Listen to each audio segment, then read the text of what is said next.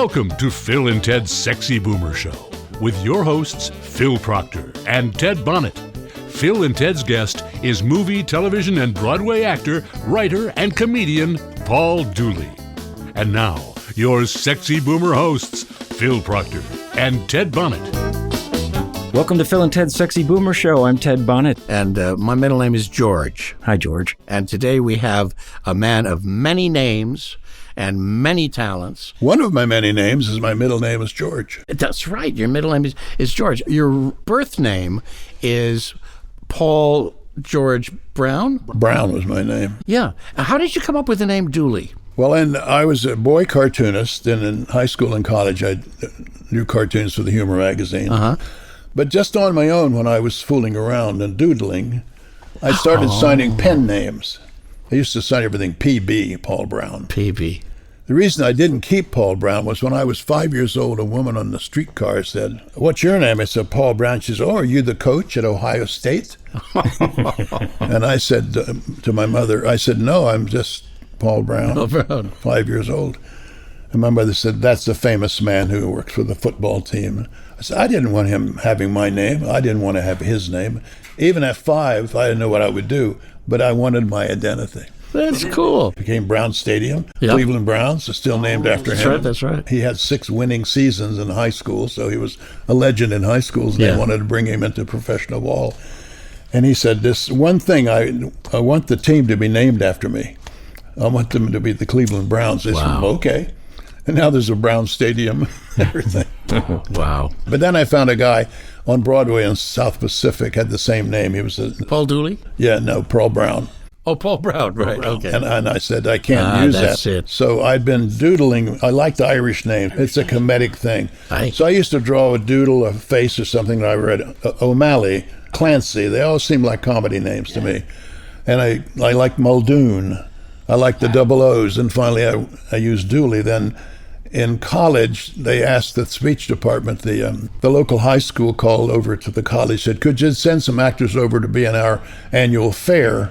So I dressed as a clown, and I called him Dooley, and this stuck with me all these years. You stepped into show business with big shoes. Right? I did. Right. And you were performing for kids when you started. Yeah, I couldn't get into Equity, SAG, and AFTRA. I couldn't get in the union. It was a catch-22. Can't get the card without the job. Exactly. So I did Alabama and the 40 Thieves and Simple Simon and whatever it was. I was Lenny the Lobster, and I also did plays about venereal disease. Really, in New York. I think Lenny had the clap. Yeah, the Lobster had crabs. You know, I was telling you about working at the Village Vanguard, and I saw Lenny Bruce very early in his career. Yes. Uh-huh. He said they asked me to do a benefit on television. I said, okay, but I don't know if I'm qualified. It was the Clapathon.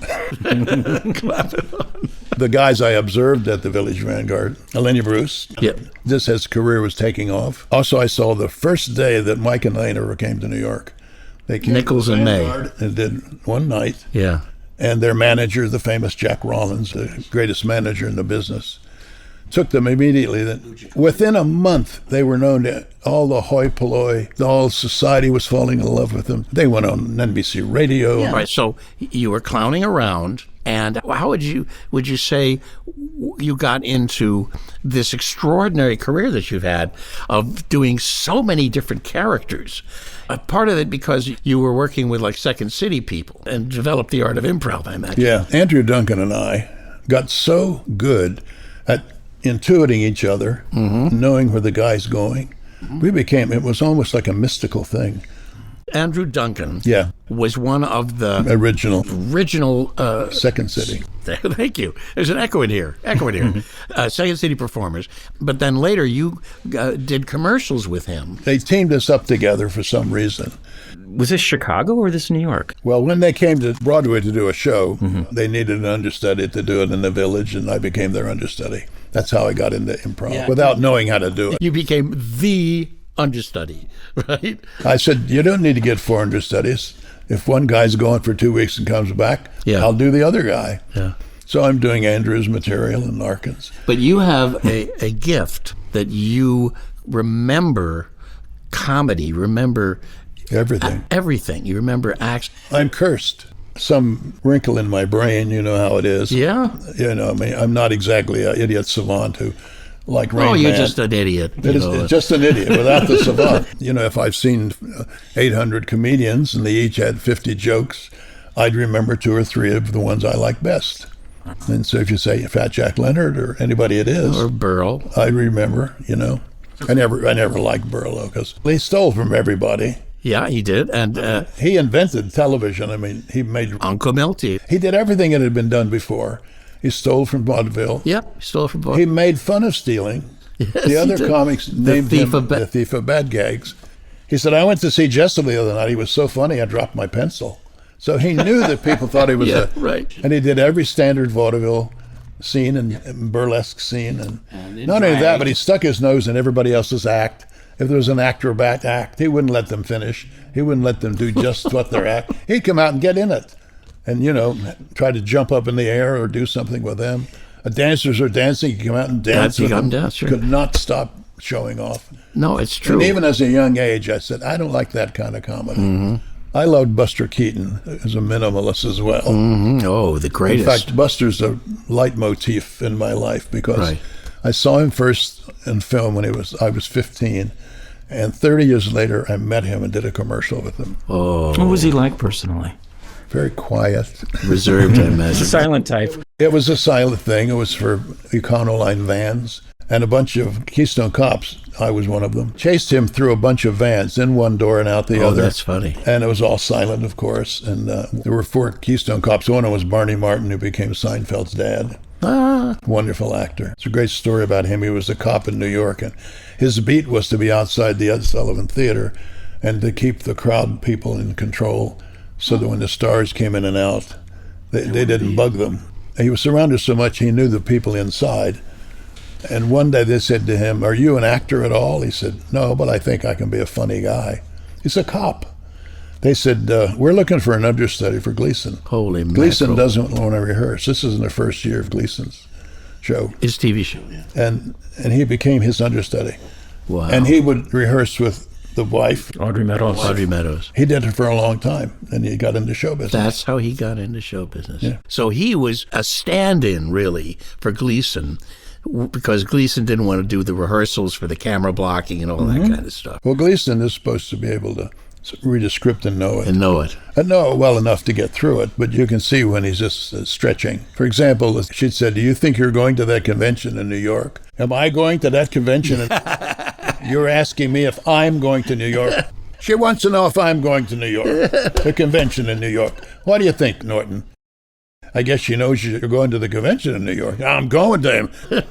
He just found jokes and laughs. And Yeah. underneath his great comedy, is a secret to it, is he was a great actor. Yes, he was. And anybody who's ever seen the Hustler, where he played Minnesota Oh, Fats, yes, wonderful. comes in, takes control of the room without speaking, takes off his gloves and his coat, and he's a king. Yep. And he does it all with mime. He's a great actor. Now, did you study acting in school? I did, but it was a little limited. I was in the state of West Virginia. Mm-hmm. The only other person that ever went there that anybody knows is Don Knotts. Oh, wow. And I was that's good company. I was a freshman. He was a senior. So I knew Don. He had done the first 3 years of college, then got drafted, but luckily put into special services because as a 15-year-old, he had an act with a ventriloquist doll. Oh. And he was already a little comedian. And in college, he did comedy. And so he got to entertain the troops for Wonderful. 2 years. And that's a great gig. He never carried a gun, never dug a foxhole. Yep. But he also improved his chops. By the time he came back to college, where I met him, he was a professional, skilled, perfect professional comedian. Had an act of all kinds, Had so much fun with him.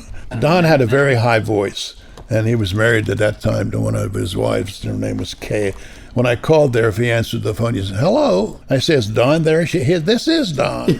But I said it every time I called. He taught me my first magic trick, which is the French drop. A lot of actors, and especially comedians, tried magic when Yep, they were I did adolescents. too. Yeah. I developed a clown act after I was in children's theater for $5 a performance. Well, I figured out that the lady who ran this little company, oddly called the Rockefeller Players, she was one of the cheap relatives.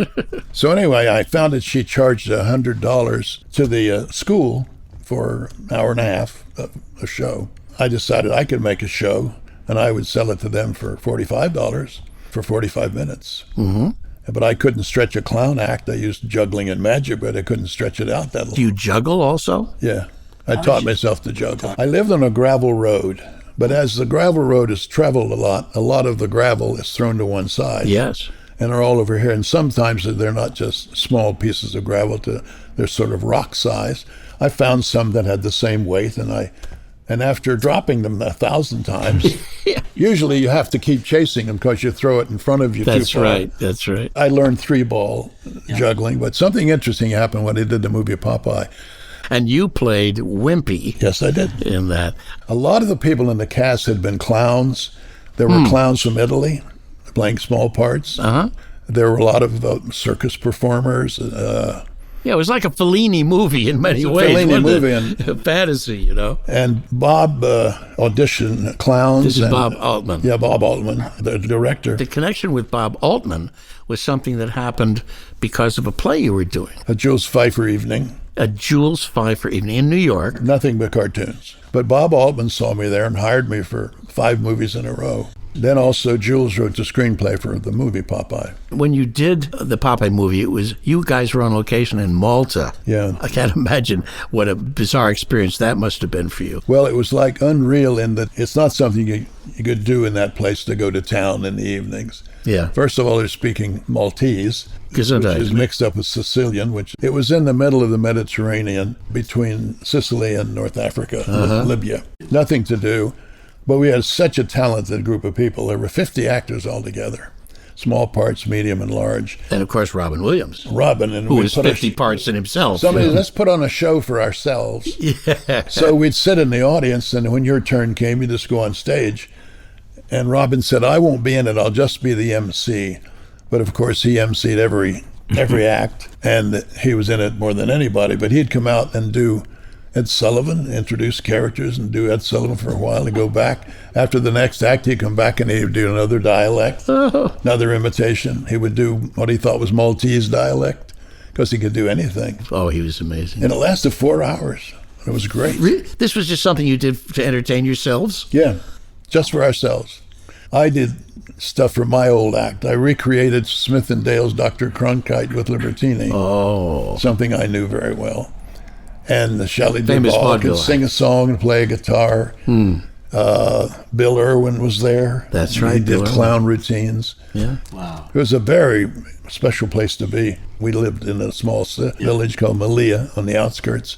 We never felt we were in Malta or Malia because we were 12 hours a day shooting and then watching dailies. On that crazy And we thought we lived and breathed in Sweet Haven. Sweet Haven, that's right. Yeah. How long were you there? 6 months. Oh, wow. That's amazing. That's a long time. That's a long shoot. The interesting thing is that we would get all dressed up in our costumes and go to a little island off of Malta called Gogo. The island of Gogo? Gogo, a little island off of Malta. A caretaker had a cabin there. There's nothing else there. But that's where we would the boats were anchored and we'd get all dressed up with the big feet and the mustache and the fat suit and eyebrows, and they shaved my eyebrows and gave me a mustache. And then the next 2 days it would rain and we couldn't work. But you always went out there to see how the weather would be. We wasted a lot of time for bad weather, but Tread is playing that to Paramount. Yeah, of course. They say he's just back there smoking pot with all of his actors, you know. But that part was true. Right. It was. Good. One of the things I heard about Altman was that he mic'd each of you actors individually. That's right. So that he could actually mix while... He had a great control. While you were shooting, right? Everybody would wear a mic, and he could record them separately on a track. And then later he could mix them. Lower one and raise the other, or take them both out. Brilliant. Or keep one person and not the other. He had great control of the editing process with sound. He always had huge casts. There were 24 people in Nashville and 50 people in Wedding. Was there a lot of improvisation? Well, he's sort of known for improvisation, but being an improviser, I know that it really wasn't that much. It just people knew that they were free to change things. I was doing a scene in the wedding in the dance room, and there was an orchestra playing. The girl was singing. And during it, we're all mic'd. Yeah. And I'm dancing with Dina Merrill, who was one of the characters, a rich lady. And I said, you want to run the lines? Because we were nowhere near a mic. And even though I had a mic, I just didn't think this was our coverage. Yeah. I just thought we're in the background. I saw cameras over there. Yeah. And she said, sure. So we're running the lines, just throwing them away as you will. Right. If you're running lines, you're not acting. You're just saying the words. Getting it going. Then later he said, okay, that's a wrap. Everyone moved to the cake room. The cake room. And I said to the AD, I said, you didn't get our conversation yet. He said, oh, no, we picked that up. Oh, Pete. I said there were no cameras near us. He said, no, this is a long lens. We had 3 cameras. At one point, we picked you up in a 2-shot. And we did your lines. We got it. So Dina and I said to each other, we weren't even acting. No. So when we watched the dailies the next day, it was pretty good acting because we weren't acting. Oh, we were just saying the thing, That's true. Yeah. When you became part of Altman's ensemble, what differentiated him from all the other directors you worked with? He was always regarded to be unique. Well, the script was a very loose thing. He sort of knew what scenes he wanted and what information was in it. And I remember Wedding, the first one I did with him, the first day we got there, he gave everybody a notebook. And the notebook had listed all the characters and their backstories. And one person would have one page, and the last page was a violin player who said she plays the violin. But they were little bios, and we all had a notebook, but there was no script yet. Wow. He just knew what he wanted to do. Other movies, there were scripts. In fact, I helped write a script with him once. When did you get into your writing? Because I know your lovely wife, Winnie Holzman, is a writer, and you met her in improvisation first? And Yes, there was a little company of improv people. They were all friends of mine from the commercial world around. Where were you doing this? Out here in L.A.? No, it was in the Village. In the Village in New York. Years ago, this 25-year-old was there who was Winnie, and she's very funny and charming and later became this huge writer, great writer. Yep. So then, over 6 months we fell in love and got married. Oh, that's wonderful. Where did Winnie get the idea for Wicked? It's based on a book. It was based on a book, but how did she get the opportunity to do that? Well, she had done a musical in New York called Birds of Paradise. Her training was the NYU. She was in a charter class of a thing called the Musical Theater Workshop. What an opportunity. She got a scholarship. Wow. And her teachers were Leonard Bernstein, Arthur Lawrence, Stephen Sondheim. Oh, wow. Please. Every big name on Broadway came and taught. Because there were so many of them, they wouldn't have to teach every week or every day. Sure. They come in once every 2 weeks. But those are her teachers. Can you imagine having those people teach you about what you want to know? It seems like you spent so much of your career in New York. Were you bi-coastal? Were you going back and forth all the time, or did you sort of do New York? Getting a little personal if you ask him. Bi-coastal. I came out here to do a series over at Universal. It was the only series I ever had to lead in. I always play these guys who don't smile because my father never smiled. And I love Buster Keaton. That's right. It's all connected. Your father never smiled? Never laughed, never smiled. Never laughed? Never hardly talked to me. Wow. Yeah. Was he a miner? Or No, he worked in a factory. But he's a remarkable man that I just learned to admire more after I was growing up. Yeah. My father got married, and he wanted to have a home, but he didn't have enough money. So he bought 2 lots out of town, in almost a rural area. Yeah. 2 lots for $25 each in 1900-something. Wow. And by himself, he built a house and did everything himself. Took him 2 years to do all this. He worked from 7 to 3. 7 to 3. And nearby factory, came over there and worked until dark for 2 years. Astonishing. When they put an electric poles in near it, Yeah. he stayed there and slept on the floor. He just worked like a dog. He was a genius, but no one knew that. I thought everyone's father built his own house. Sure. In therapy, years and years later, I said, I don't know how my father knew all that. He said, well, your father had to be highly, highly, highly intelligent to do all that. He had bad eyes. He wore these thick glasses. Thick glasses, right. How does a guy like that measure a quarter of an inch or half an inch or an inch with bad Challenged eyes. But he did it. But all he cared about was work. He'd come home from work, put down his lunch pail, go to his workshop, called in for dinner, Wow. He hardly ever talked to anybody. He was just a curmudgeon in that way. Not a mean guy.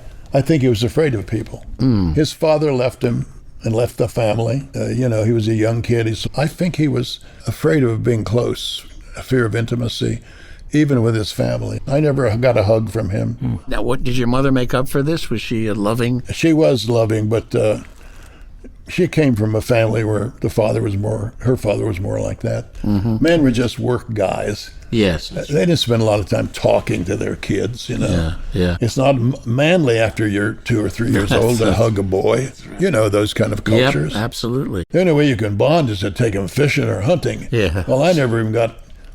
Was there no laughter in the house? No. So where did it come from for you? I don't know. In fact, I'm not a big laugher. I just enjoy comedy, you know. A lot of times, you know this, comedians are the most sincere, straightest people in the world. I know. And if there's a group of them and one of them says something funny, they don't laugh. They say, that's funny. But they don't laugh because they're too close to it. It's interesting that you said all that because watching you perform, you're very deadpan. You're always very serious. I am. Which makes it really funny because you right. feel a little dangerous watching you. It's in my DNA from my father. I guess it is. Yeah. And I had uncles and I had neighbors, and they were all kind of stoic types. And a lot of men who are macho who think about just work and being masculine. Yeah, laughing is even... Yeah, laughing is a little bit... A little feminine. Silly. So this is reverse conditioning for you? A lot of parts I've gotten are my father. That's right. And if they're not my father, I make them my father. Yeah, how many fathers have you played? About 25. 25. This book I wrote is called Movie Dad. When? It's coming out in October. The hook of the book, while I was becoming the most well-known dad in movies, asked for all the time, my crazy ex-wife kidnapped my children. Oh. And took them away, and they were gone for 10 years. 3 children that you had with her. They've gone for 10 years, did you say? 10 years before they came back. Wow. One of them was 18 years old, came back. Had you not seen them? I didn't see him for 10 years. Imagine that. No. And look at the irony of this. Here's everybody's dad who can't talk to his kid. And a reviewer of Seen Candle said, Dooley turns in another great performance as the father. He's the perfect father. I don't know if there are any little Dooleys out there, but if there are, they have a great dad. Oh. And they're all gone. They were in Europe for a while, then they were in this country, but they were just unreachable. You know, I was bad-mouthed to the point that they thought I was a bad guy. Of course. Did they know you were an actor? Did they see you? Well, eventually, I don't know how it came about. When my son was maybe 14, he went to see Breaking Away. Breaking Away. I started hugging Dennis Christopher as my son. Yeah. And he's tears in his eyes for the whole movie. And he sees me hugging my son, and he can't hug me. He leaves the theater. Oh. And after the 10 years? They came back. And good? One kid who was only 3 or 4 when they left didn't want to return to me, and he's estranged. He heard his mother's propaganda too much. And he didn't remember me as much. Yeah. But the other 2 are in my life now for 30 years. Wonderful. They came to my wedding 37 years ago. Wow, that's wonderful. But let's get back to some of your inspirations. You mentioned Buster Keaton and working with Buster Keaton. Mm-hmm. Keaton was my favorite. I'm wondering why he was your favorite too. What just set him apart? I saw Chaplin and Keaton and all those people. I never cared for Harold Lloyd. I knew that he was successful and he made a lot of money and was as popular as those guys practically. Maybe a little under Chaplin, but he was even more financially successful than Keaton. Mm-hmm. But I could admire Chaplin from afar, but I could not imagine sitting down and having a beer with him. Yeah. He didn't seem like an average guy. He might have played a tramp, but he was the smartest tramp you've ever met. Mm-hmm. And there's a certain superiority in his tramp. Like he was never the underdog, really. He might have dressed like a bum, but he was smarter than the audience, smarter than the other actors. Mm-hmm. This Keaton seemed to be every man. Yes. He seemed like this is a guy you could sit down with and have a also beer. like a comic victim in a way, too. Yes, life happened to him. Yeah, and the funny thing is, once in a while, especially in his early days, if somebody challenged the Chaplin's tramp, he would quickly take his coat off and throw it on the ground and do this. Right. And start sparring. Start sparring. You know, that's right. on a dime. Yeah, that's true. If anybody ever threatened Keaton in any way, he ran. He's a pacifist. Right. He never got into fights. He would never attack anybody. Even guys who were chasing him. He'd take the fall. He'd take the fall, literally. I only learned later that he was a better filmmaker than Chaplin. He created things in movies that are still going on. Yeah. In a movie, Sherlock Jr., he walked down the aisle of the movie theater. He was a projectionist, walked into the movie. Yeah. And later Woody Allen stole it. Purple Rose of Cairo. Cairo, and you can call it a homage all you want, but it stole it. It stole it. But it was Keaton. And he did things where you opened a car door and Buster got out, then another Buster got out, and another. He was doing things Chaplin never did with film and cinema. I have a secondhand Keaton story that I want to tell you, and if you've heard it before, don't stop me. This is through Jack Riley, my dear late friend, who I did Funny guy. Oh, Jack was wonderful. He was doing a Red Skelton show with Buster Keaton as a guest star. And the gag was a pizza parlor with one of those big ovens, and they had the pizza paddle that put the pizza into the oven and then pull it out. And the gag was Jack was the boss and Keaton was the apprentice, and he had to handle the paddle. And he went too far with the paddle, went into the oven, and then came out all smoking and blah, blah, blah. In the rehearsal for this, they hadn't finished the set completely, but they had the frame and most of the oven built. In the rehearsal, he did the gag, and then they said, okay, on to the next setup. And Jack noticed as they were walking back to the dressing room that his knees were bleeding through his pants. He had skinned his knees because they hadn't finished the wood on the bottom of this oven. He skinned both of his knees in the gag. And Jack said, oh my God, we got to get a nurse. And he grabbed his hand. Buster Keaton grabbed Jack's hand and squeezed it so hard, Jack said, that he had a bruise on his arm. And Keaton said, no, don't tell anybody. It was my fault. And he's been bruised his whole life. Oh, he broke a collarbone in that gag with the water tower and the... Broke his neck and didn't know it. Maybe that's why he always had that dour expression on his face. He was just in so much pain. No, he grew up being in pain. And they tossed him around. That's why they called him Buster, right? Yeah, because he's not in the act, but even when he was younger, he had a fall. And the legend is that Houdini, who knew the father, said...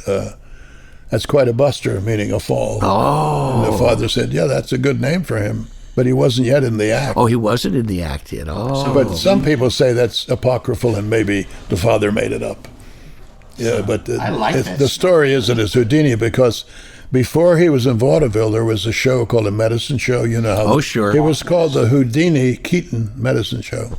It was Joe Keaton, Buster's father, and Houdini. No kidding. The handcuff king. Yeah. They gathered a crowd. They sold snake oil, which cures anything and moves on to the next city. And they only had performers because it was to gather a crowd. And Buster's mother was on the stage. Joe, his father, was a roustabout, which means like a grip. And he would help pack a truck or something, not a truck, but a stagecoach with horses. He was helper. Yeah. And his only talent was he could kick high at very long legs proportionately to his torso. And he could kick a man's hat off of his head. And you just go on stage and a guy with a hat and he kick it off, and that's enough to grow a crowd. Oh, yeah? A medicine show. And then he married this girl. They became Buster's parents. On YouTube, you can search Buster Keaton Candid Camera. Yes, he did a Candid Camera? Yeah, mastery. The bit was some unwitting customer at a luncheonette in New York sits next to Keaton, and Keaton starts to clumsily just destroy himself with coffee. I know that bit, and one of the things that happens, he's eating soup very close and leaning in very closely, and he engineered it so his wig fell in the soup. Yes. He engineered it. Yep. You got to be smart to know how to do that without looking obvious. Oh, I know. I did a couple of those. You did? What did you do in Candid Camera? One of them was they had rigged a machine that gives you drinks, but they rigged it so that I was inside it. It took out parts of it. A guy comes in and he puts in a coin, and a cup comes down, but no drink. And he rattles the thing. I said, don't pound on the machine. I'm inside here. What? I said, yeah, I'm a repairman. I'm repairing it. What happened? What's your problems? Well, I got a cup, but I didn't get any drink. Oh, I said, let me fix that. And, well, what did you order? He said, a ginger ale, and I poured in a Coke. I mean, I could control it. So it was putting him on, having a conversation with a guy inside the thing. Another one I did was I had my head in a bird cage, and there was a canary in there. I'm in a parking lot, and I said, could you give me a hand? What? I was trying to feed my bird, from my lips, and I put my head in. I got stuck. I can't get out. Well, most people walked away from it because it looked too fucking weird.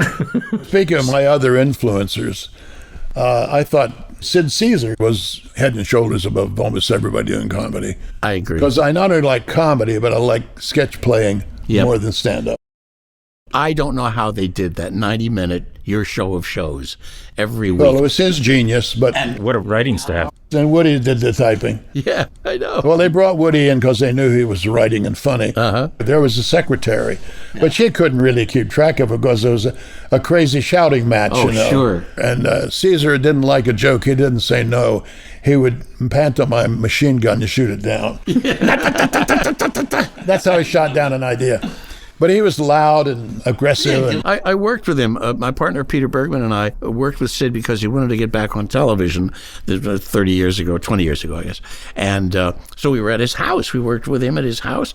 In Long Island? No, in the Hollywood Hills. Out here. During our writing sessions, he would have a big souvenir mug filled with water. We asked him about it. He said, well, I used to have a really big appetite. We'd do the show, then we'd go out and have something to eat. And I'm sitting there one day getting ready to order, and a waiter goes by with a tray with steaks on it. And I stopped him. I said, I want that. Put the plate here. And he said, well, Mr. Caesar, these people ordered their dinner. I don't care. I'll pay for their dinners. That. Put it here. And Reiner, who was with him, said, Sid, you're really out of control. He said, okay. So he went to a psychiatrist. And he worked with a psychiatrist for a while. And one day the psychiatrist said to him, Sid, your problem is you have an enormous appetite. And he said, you don't have to drink alcohol or beer. You don't have to eat, everything that you see. All you need is to satisfy that appetite. You could be drinking water. And so Caesar says, oh, thank you. And he gets up off the couch. He said, wait a minute, Sid, we still have another 15 minutes to go. He said, no, I'm cured. I got it. And he changed his whole life. Then he was skinny. Boy, was he funny. Caesar was one of the first people I admired because I could feel he was a good actor under all the comedy. And that company that he had, the way he nurtured his ensemble. They were doing a Japanese movie once.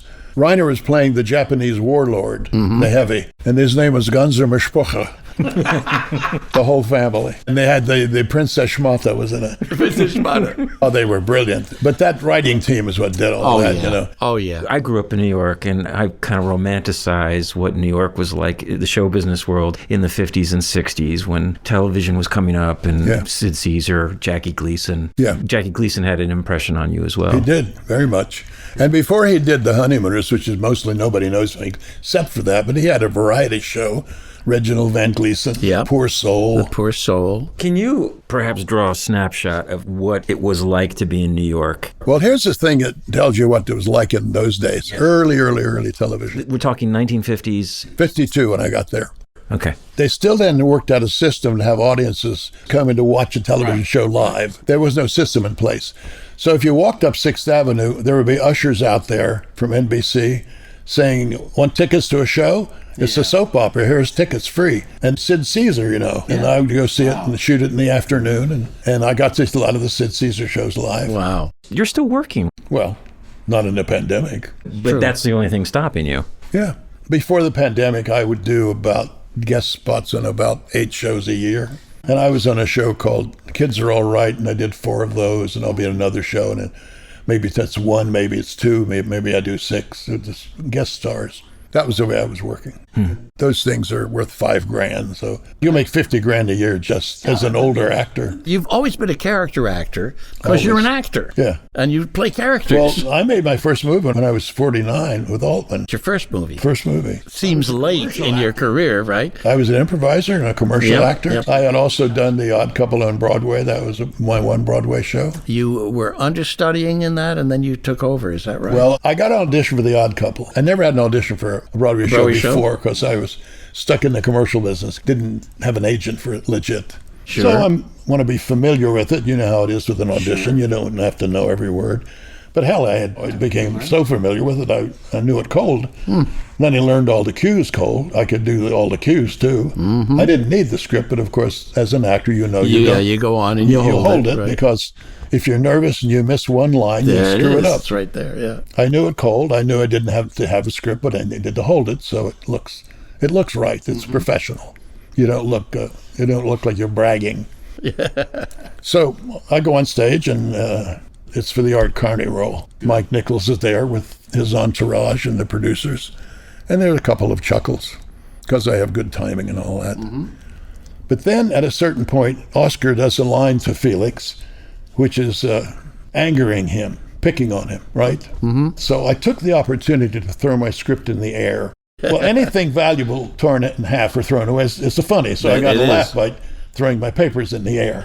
Having the papers in the air allowed me to get on my knees and pick them up like Felix, cleaning up the floor. And since I still know my lines, I could do my lines and pick up and become the fussy guy.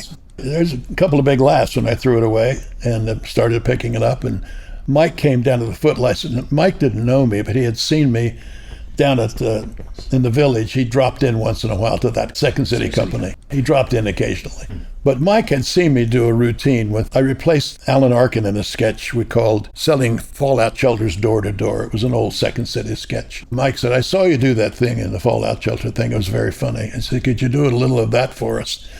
I said, it's hard, Mike, because the other actor had lines, not a monologue. He said, that's all right. Then I left. And I never had this happen anywhere in the world. I'm going up the alley next to the theater, and the stage manager runs after me and says, you got it. Oh, isn't that wonderful? So my throwing my papers in the air. That's what did it. And even saying, I don't think I can do the thing you're asking me for. But he already must have liked what I did. Anyway, I got the job. Then they told me that indeed I would be the understudy for Carney. So when we were doing the rehearsals, once in a while, Nichols would say, I'm finished with the poker players. We're going to work with Walter and Art now. Yeah. You guys can take like a 3-hour lunch and then come back. So the poker players will leave, but I stayed because I'm understudying. And I figure I learned by watching rather than learning from the book. And I learned the blocking. Art Carney and Walter Matthau. Art was an alcoholic. And out of town, we were in 6 weeks in 3 cities, and he never missed a show. A week after we opened, he missed a show, but never called in and said, I'm not coming. Oh, dear. So I got into his outfit, and I did the part, but I was word perfect. I got all the laughs. Boy, that must have been fun. Oh, you kidding? A laugh a minute. Except that Walter Matthau was not easy to get along with. Oh, really? Was he a grouchy guy? Tough guy. I had a run-in with Walter because he was too mischievous. Everybody in the poker player group had been complaining about him backstage after we went off. What did he do wrong tonight? Well, he stepped on my line. He did this. He changed that. And we all just saw him as a heavy pain in the ass. And so they called a meeting, the stage manager, between shows on a matinee day. Said, there's a bad morale going on. I hear people changing lines, people stepping on people's lines. And it was mostly Walter, not us. Yeah, right. So what's the problem? Well, Carney didn't speak up. The poker players didn't speak up. They were intimidated by the fact that Matthau just won the Tony. And he was the de facto star. And I must have had a great week in therapy for some reason because I'm not confrontational. I said, the problem is that Walter's fucking up the play every night. And he starts making excuses, saying, well, if you mean I like to change things a little, that's just the way I work. I loosen myself up. It's, I come into the scene, maybe I'll say something that's not in the script. And I said, and maybe you'll step on somebody else's joke. You'll cut the laugh by coming in too soon. But nobody was stepping up at me, and he was giving lame excuses. He would say things like, well, perhaps you all should just, vote and get a better actor. Well, he doesn't mean that. It was just bullshit. Yeah. And that's what he used to do with Mike Nichols.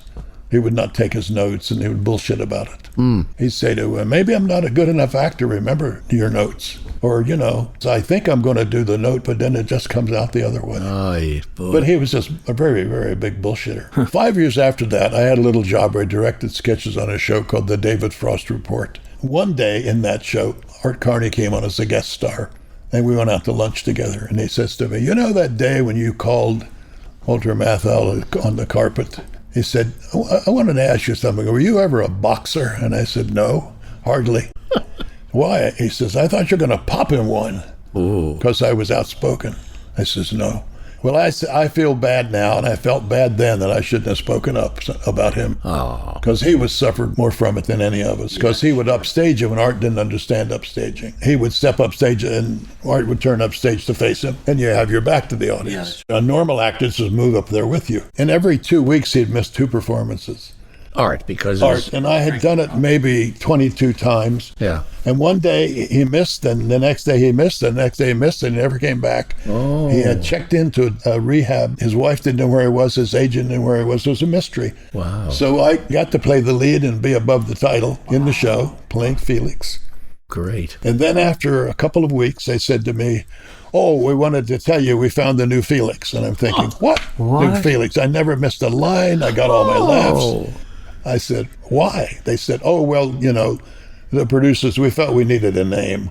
It's the odd couple. We just can't say Walter Matthau, then someone else down here. The people don't know very much." Well, they could just put me above the title if they wanted to. Well, I was there anyway.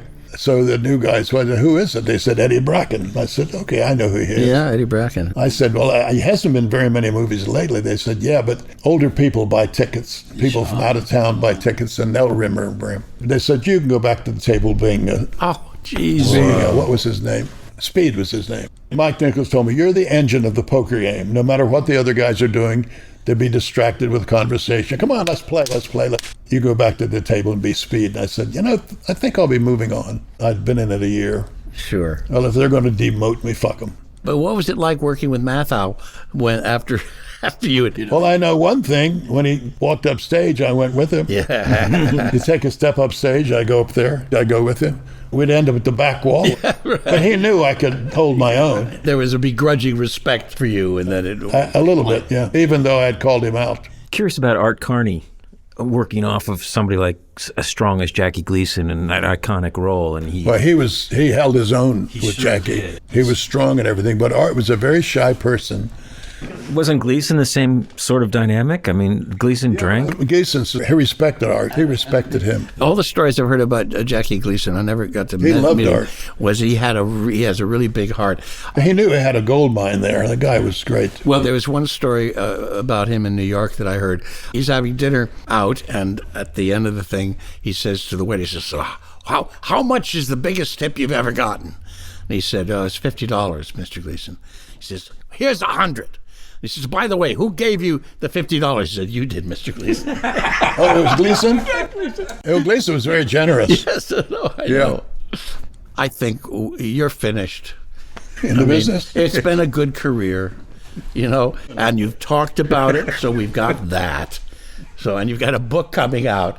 Okay, so I think you could just quit. Pack it in. You don't have to. I told my wife about 10 years ago, if I never get another job on a sitcom or I have 10 lines, I don't care. I said, I proved my point. You are having the most amazing career and a wonderful life. I only hope that I can live as long and as joyously. How old are you now, by the way? I'm 81. 93. You're 93. You're an amazing 93. And loving it. Boy. You're in great health. You look great. You're having fun. You got your mind. Most of your mind. Never smoked and I never drank and I never did drugs. I don't drink coffee or tea, no stimulants. And I was breastfed till I was 5 years old. And don't think you don't get some cholesterol. Yeah. Not cholesterol. Cholesterol, which is immunity from the mother's milk. Mm-hmm. So all these things put together might mean why I've your lived longevity. This long. My longevity. They need to put you on the cover of AARP immediately. If I knew how to spell it, they would. ARP. I think you're remarkable in terms of how vital you are and still so present. How do you stay relevant? Any secret to that? A curious mind. My mind is busy and active and thoughtful. That's the way to do it. Yeah. Plus, you have all those jokes memorized. You can amuse yourself constantly, I imagine. This podcast, Phil and Ted's Sexy Boomer Show, came out of the same kind of instinct when Ted and I have been friends for a long time, and we basically got to a point where we used to have these lunches, regular lunches, and just have a ball. We said, well, why don't we record, make a show, Yeah. My mom's got a barn, Well, thank you very much, Mr. Brown, for this wonderful trip through your personal history. Thank you. Thank you, Paul. I've enjoyed you both a great deal, and it's wonderful to reminisce about things. It sure is. And I know listeners are interested in trivia. I learned a lot, actually. Yeah. Thank you very much. You already knew a lot, because I know you're a guy who has his ear to the ground for this stuff. Yeah. Terrific. Well, thank you so much. Thank you, Paul. My pleasure. Well, Ted, this was a fascinating trip through history and histrionics at the same time. and I'm very grateful that Paul and I, who have spoken often over the years, could actually do it on the radio. Fantastic. All right, until next time. Will there be a next time? Let's hope so. Let's hope. Bye. Bye. You've been listening to Phil and Ted's Sexy Boomer Show, featuring Phil Proctor and Ted Bonnet and their special guest, Paul Dooley. Music by Eddie Betos and the Nervous Brothers. I'm A. Ernest Guy. To hear all the Sexy Boomer shows, visit our website, sexyboomershow.com. Be sure to subscribe to this podcast for free by clicking the subscribe button in your app or webpage and never miss an episode. Please tell your friends about Phil and Ted's Sexy Boomer Show. Produced by RadioPictures.com, the makers of fine podcasts for seasoned hipsters, man.